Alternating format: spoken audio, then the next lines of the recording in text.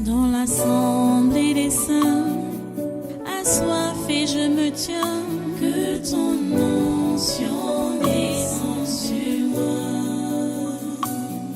Conscient que mon destin est dans le creux de ta main, que ton onction descende sur moi. Je suis disposé, assoiffé, que ton onction descende sur moi. Je suis disposé, assoiffé, que ton onction descende sur moi.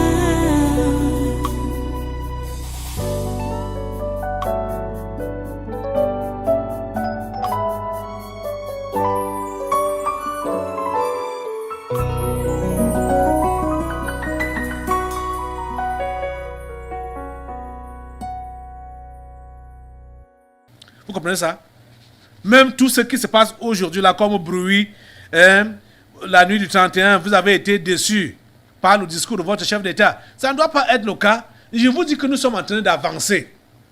Nous sommes en train d'avancer. Je vous dis la plus vérité que nous sommes en train d'avancer.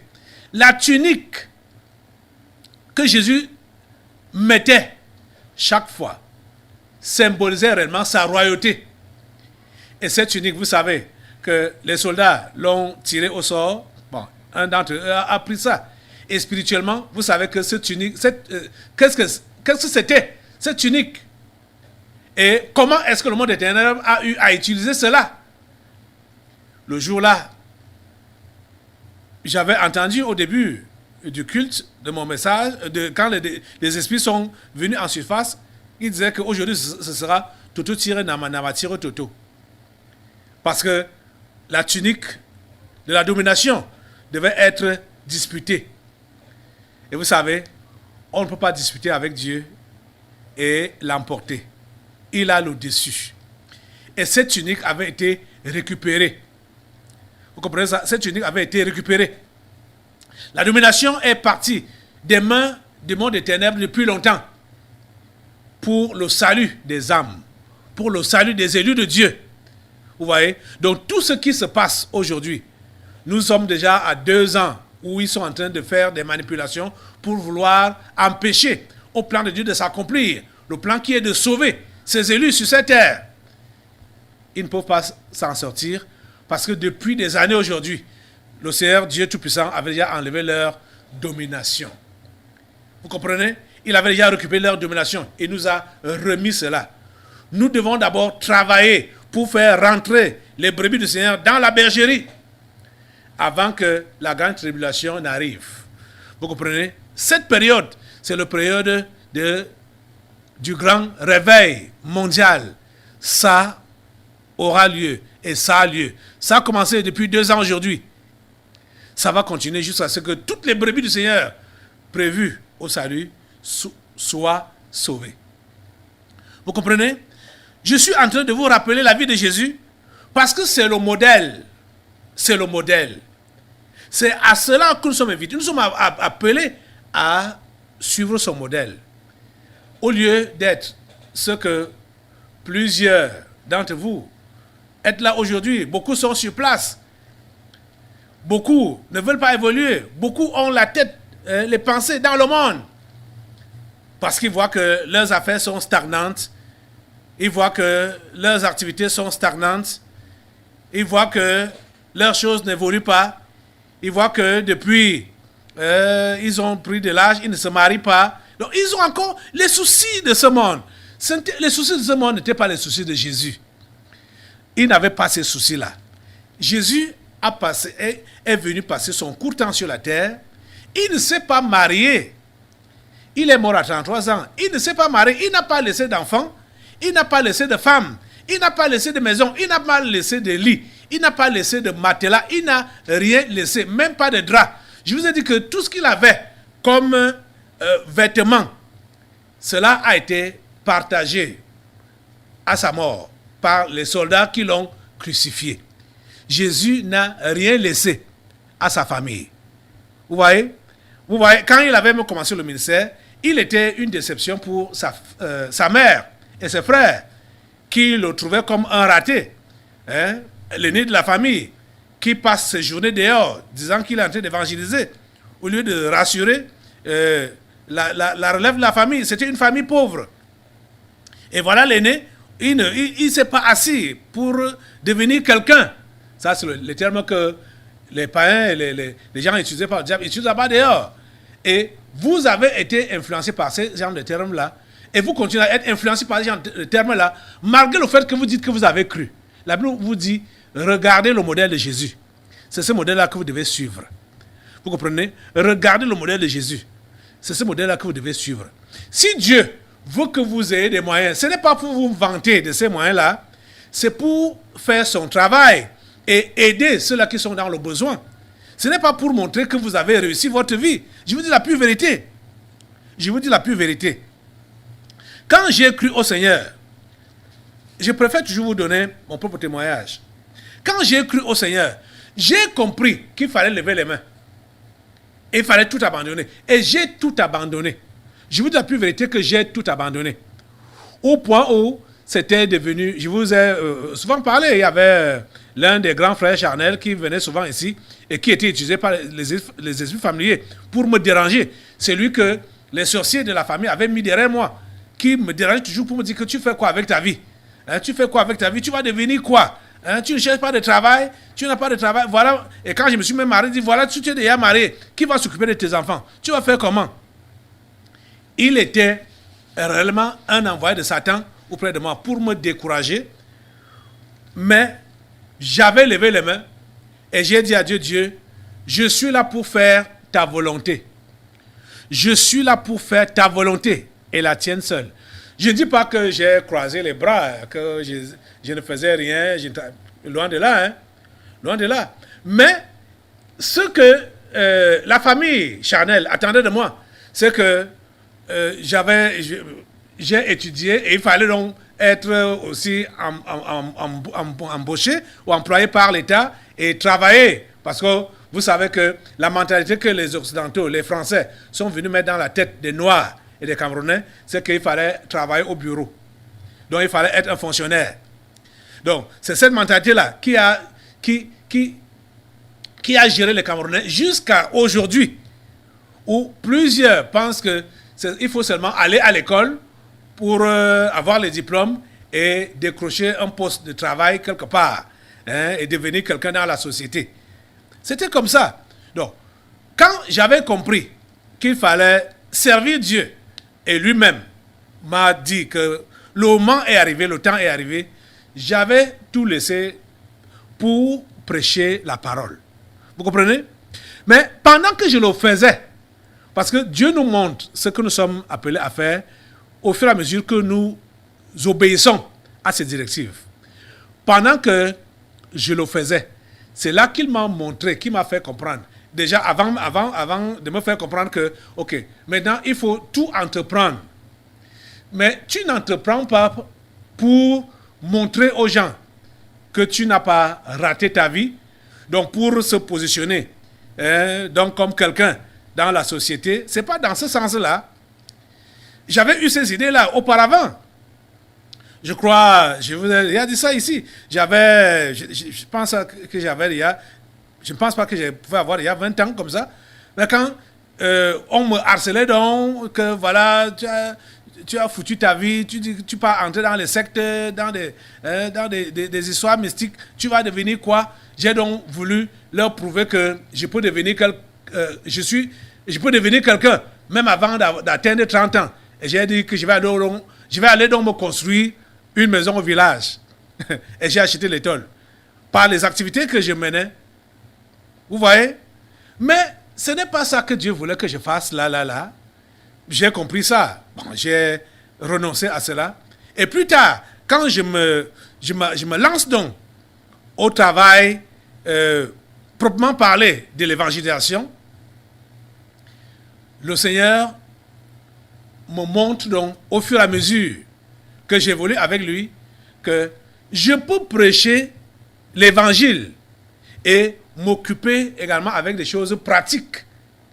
Puisque, qu'est-ce qui m'a même beaucoup révolté et qui a fait que cette parole-là, hein, c'est-à-dire que je comprends le langage de Dieu, c'est que quand je dirigeais les églises, il y avait des gens, je veux dire, les agents du diable qui venaient dans l'église et qui faisaient, je ne sais pas s'il faut appeler ça sabotage ou appeler ça comment, c'est-à-dire,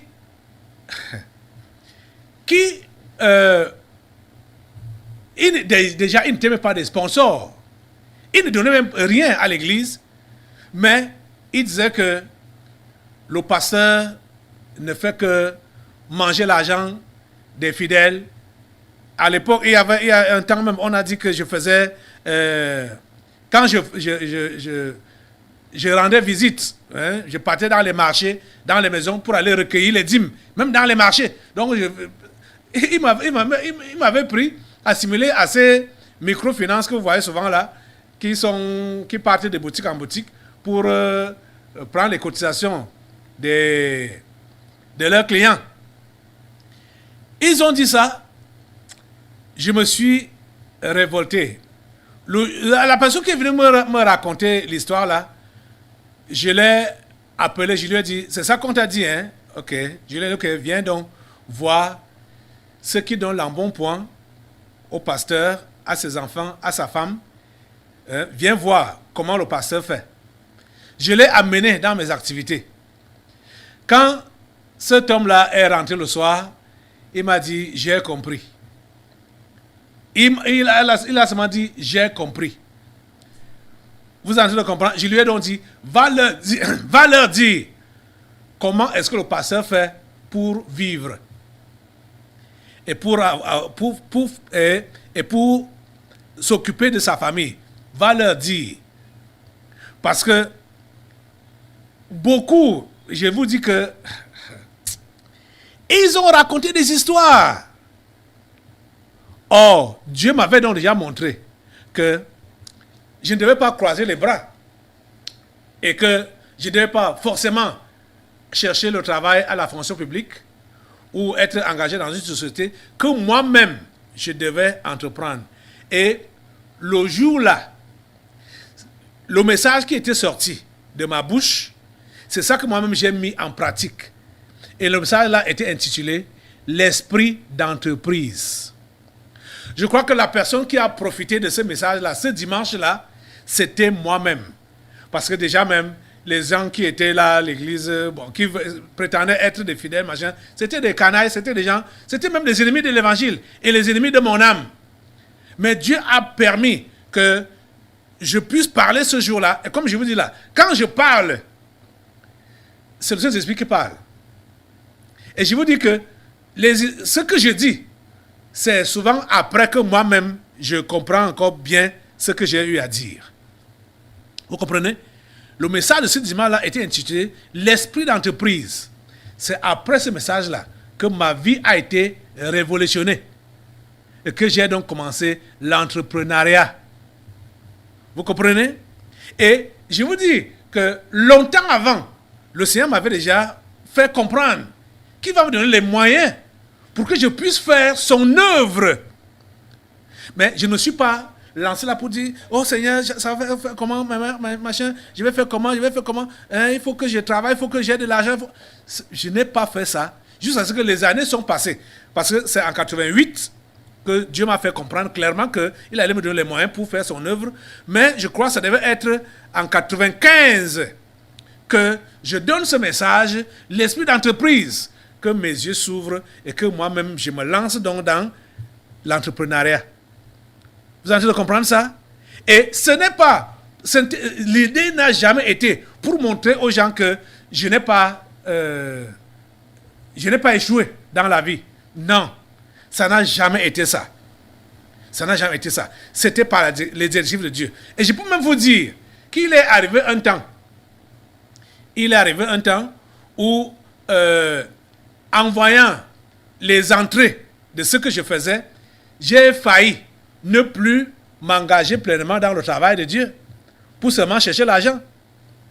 Et Dieu est revenu à la charge en attaquant mes enfants par les maladies. Quand j'ai compris, moi seul qui comprenais la chose, pas c'est moi seul qui traite avec lui et qui traitait avec lui.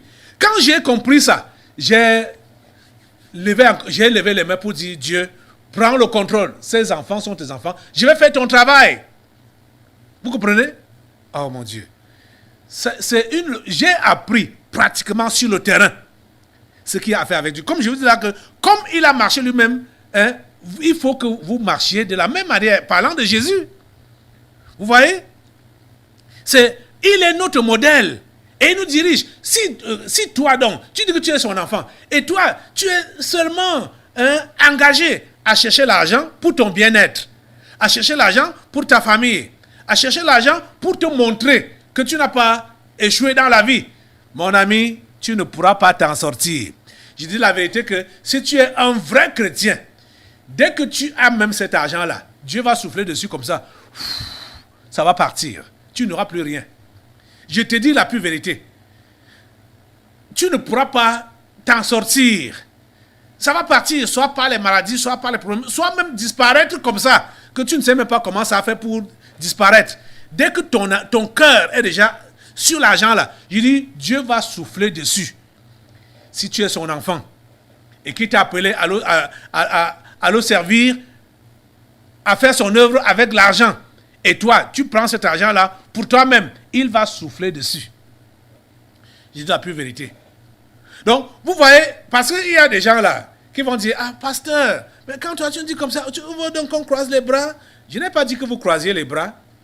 Bon, mais je ne dis pas non plus que vous devez être à la recherche effrénée de l'argent. Je vous dis, mettez Dieu à la première place. Dieu vous guidera. Hein? Il vous guidera comment vous devez faire. Si vous êtes réellement appelé à avoir de l'argent pour faire son œuvre ou pour aider les autres autour de vous, Dieu ne va pas manquer de le faire. Mais vous devez montrer votre bonne disposition maintenant en n'étant pas accroché à de l'argent et ayant déjà l'amour véritable pour vos frères et sœurs et pour les âmes perdues. C'est ça que vous devez d'abord avoir. Donc, ces gens-là qui prétendent que, oh, Dieu, si tu me donnes de l'argent, je vais soutenir ton œuvre, je vais aider les pauvres, alors que maintenant, ils ont 2 bics. Ils ne peuvent pas donner un bic à quelqu'un. Comprenez que si vous en avez 10, vous n'allez même rien donner, vous n'allez toujours rien donner à quelqu'un. Vous voyez, votre cœur est égoïste. Votre cœur aime de l'argent, a l'amour de l'argent. Votre cœur n'aime pas le prochain. Votre cœur n'a pas de compassion vis-à-vis des âmes perdues. Et vous prétendez que vous voulez aider les gens avec les moyens qu'il va vous donner. Vous devez commencer à le démontrer maintenant. C'est-à-dire, vous devez montrer votre désintéressement à de l'argent maintenant. Et vous devez montrer votre amour pour le prochain maintenant, avec ce que vous avez maintenant. Vous comprenez ça? C'est comme ça que ça se passe. C'est comme ça que ça se passe. Je vous assure que les gens que vous voyez généreux là, ils ne sont pas généreux parce qu'ils ont beaucoup de moyens. C'est un état d'esprit. C'est un état d'esprit. C'est un état d'esprit. Vous comprenez? C'est un état d'esprit. Donc, n'attends pas d'avoir beaucoup et ne pense pas que tu vas tromper Dieu en lui disant, Seigneur, donne-moi et je vais donner aux autres. Donne-moi et je vais faire ton œuvre. Quand déjà même, avec le peu que tu as, tu n'arrives pas à être fidèle. Hein? Le peu que tu as, tu ne peux même pas d'abord enlever les 10% qui sont demandés à Dieu. Donc les dîmes là, tu ne peux même pas les enlever. Hein? Tu dis que c'est insuffisant pour toi. Regarde comment tu réfléchis. Regarde comment tu réfléchis. Et tu penses que Dieu va beaucoup te confier? Tu perds ton temps. Hein? Tu perds ton temps. Le peu que tu as, tu peux aider quelqu'un avec cela. Écoutez les prédications de Jean-Baptiste. Jean-Baptiste a dit que quand il prêchait sur la générosité, il dit que celui qui a 2 tuniques donne une à celui qui n'en a pas. Voilà comment on connaît quelqu'un qui est réellement touché par Dieu, qui a de l'amour de Dieu pour les autres. Il n'attend pas d'emmagasiner avant de partager ou avant de donner. Il donne le peu qu'il a. Il donne le peu qu'il a. Vous voyez l'interpellation qui est dans Ésaïe au chapitre 58, parlant du vrai jeûne. Dieu dit quoi? C'est celui-là qui donne sa propre subsistance. Donc, si tu es capable de donner ta propre subsistance, c'est-à-dire ce qui peut te permettre de vivre toi-même, ce qui peut te permettre d'évoluer toi-même, Dieu voit que dans ton cœur là, tu es prêt à donner ça pour que l'autre vive. C'est là qu'il comprend qu'il peut te faire confiance. Il peut te confier davantage pour que tu fasses dans son œuvre et que tu aides les autres. Parce que tu ne te retiens pas. Quand il te reste rien que ce qui va te faire vivre, tu es prêt à donner cela. Vous comprenez ça? Nous devons marcher comme Jésus a marché lui-même. Je suis en train de vous dire comment il a marché lui-même. Celui qui dit qu'il demeure en lui doit marcher aussi comme il a marché lui-même. Celui qui dit qu'il demeure en lui doit marcher comme il a marché lui-même. C'est ça que nous sommes en train de parler. Vous comprenez ça? Oh les amis, que le Seigneur vous aide. Que le Seigneur vous aide à comprendre. Et que le Seigneur vous aide à imiter Jésus. Ne le limitez pas. Ce cœur égoïste ne doit pas être dans vos ventres là. Ce cœur égoïste, ça ne doit pas être là-dedans, au-dedans de vous. Hein? Ce cœur concentré sur vous-même, ça doit pas. Ce cœur de peur, hein? Ça ne doit pas être la peur du lendemain, hein? La peur d'échouer, la peur de ne pas réussir, la peur d'être moqué par l'entourage, par la société, par la famille. Ça ne doit pas exister dans vos ventres. Vous devez être livré au Seigneur. Livré au Seigneur. Vous comprenez ça? Ok. Je vais partir au verset 9 de 1 Jean qu'on a lu aujourd'hui, chapitre 2. Celui qui dit qu'il est dans la lumière et qui est son frère est encore dans les ténèbres. Donc vous qui dites que vous êtes chrétien et vous haïssez vos frères, vous êtes dans les ténèbres. Vous devez changer ce cœur-là. Vous devez changer ce cœur-là. Et je vous dis que pour que l'amour de Dieu s'installe en vous, vous devez consommer davantage sa parole. C'est elle qui va vous transformer, qui vous transforme et qui vous maintient dans la transformation et qui vous maintient à l'image de Jésus-Christ, à l'image de Dieu. Tu dis que tu es chrétien et tu es ton frère. Tu as des gens que tu ne salues pas. Vous venez ici à l'église. Tu esquives certaines personnes parce que tu as de la haine pour eux. Tu ne t'entends pas avec eux. Ça ne marche pas. Tu es dans les ténèbres. Verset 10. Celui qui aime son frère demeure dans la lumière et aucune occasion de chute n'est en lui. Quand tu as de l'amour dans ton cœur pour ton frère, tu vas demeurer dans la lumière. Tu comprends, non? Et rien ne sera obscur. Vous voyez, certains parmi vous, maintenant là, vous ne savez pas où vous tenir, vous ne savez pas quoi faire de votre vie, vous ne savez pas où aller, vous ne savez pas ce qui ne va pas, ce qui ne va pas avec votre vie, hein, avec votre travail, avec votre maison, avec votre femme, vos enfants, avec votre activité. Vous ne savez pas ce qui ne va pas. Ça veut dire que vous êtes dans les ténèbres. Quand vous entendez par les ténèbres, c'est ça. Les ténèbres se manifestent quand on ne sait plus où aller, ou comment vont les... Quand tout est bouleversé dans notre vie, on est dans les ténèbres. Quand tu dis que tu es chrétien et tu as une vie pareille, bouleversée là, que tu ne comprends pas, comprends une chose aujourd'hui. Il n'y a pas de l'amour dans ton cœur. Tu comprends, non?